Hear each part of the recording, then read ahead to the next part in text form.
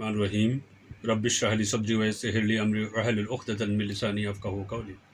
প্রিয় দেশবাসী, আজকে এমন একটি দিনে আমি আপনাদের সামনে এসে হাজির হয়েছি, যে দিনটি আসার কারণে আজকে মনটা অত্যন্ত ভারাক্রান্ত, অন্যদিকে কিছুটা পুলকিত বটে। কারণ এই জুলাই আগস্ট গণ অভ্যুত্থানের মাধ্যমে দীর্ঘ স্বৈর শাসককে বিতাড়িত করা সম্ভব হয়েছে, তাকে পালিয়ে যেতে বাধ্য করা হয়েছে।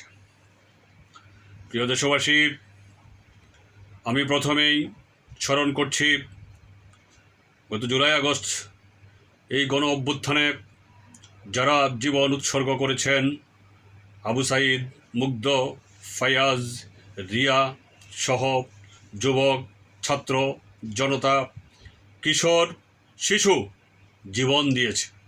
আমি তাদের বিদেহী আত্মার মাগফিরাত কামনা করছি। সাথে সাথে যারা ওই আন্দোলনে পঙ্গুত্ব বরণ করেছেন, এখনও পঙ্গুত্ব জীবনযাপন করছেন, আল্লাহ যেন তাদেরকে দ্রুত আরোগ্য দান করেন এবং তারা যাতে সুস্থ স্বাভাবিক হয়ে ওঠেন। আমি তাদের পরিবারবর্গর প্রতি সমবেদনা জানাচ্ছি। তাদের পরিবারগুলো যেন শোক সয়ে যেতে পারে, শোক সয়ে যেন স্বাভাবিক জীবন যাপনে আসতে পারে, আমি তাদের প্রতি সেই সমবেদনা জানাচ্ছি। প্রিয় দেশবাসী, আমরা বাংলাদেশ ডেমোক্রেটিক মুভমেন্টের পক্ষ থেকে এই জুলাই আগস্ট গণ অভ্যুত্থান উপলক্ষে প্রথমত আমরা যে রাষ্ট্রীয়ভাবে ঘোষণা করা হয়েছে গত আগামী 16ই জুলাইকে শহীদ দিবস হিসাবে এবং 5ই আগস্টকে গণ অভ্যুত্থান দিবস হিসাবে ঘোষণা করেছে। আমরা যথাযোগ্য মর্যাদায় এই দুটি দিবস পালন করব এবং এদেশের সকল জনগণকে আহ্বান জানাবো যথাযথ মর্যাদায় এই দিবসগুলো পালন করবেন। আমরা বাংলাদেশ ডেমোক্রেটিক মুভমেন্টের পক্ষ থেকে মাসব্যাপী আমরা কর্মসূচি ঘোষণা করেছি।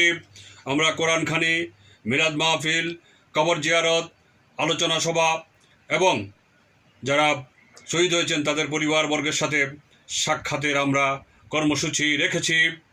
ইনশাআল্লাহ আমরা আশা করব আমাদের এই কর্মসূচিতে আপনারা অংশগ্রহণ করবেন এবং সার্থক সফল করবেন, এই আশাবাদ ব্যক্ত করে বাংলাদেশ ডেমোক্রেটিক মুভমেন্টের পক্ষ থেকে সবাইকে সংগ্রামী অভিনন্দন জানিয়ে আমার বক্তব্য শেষ করছি।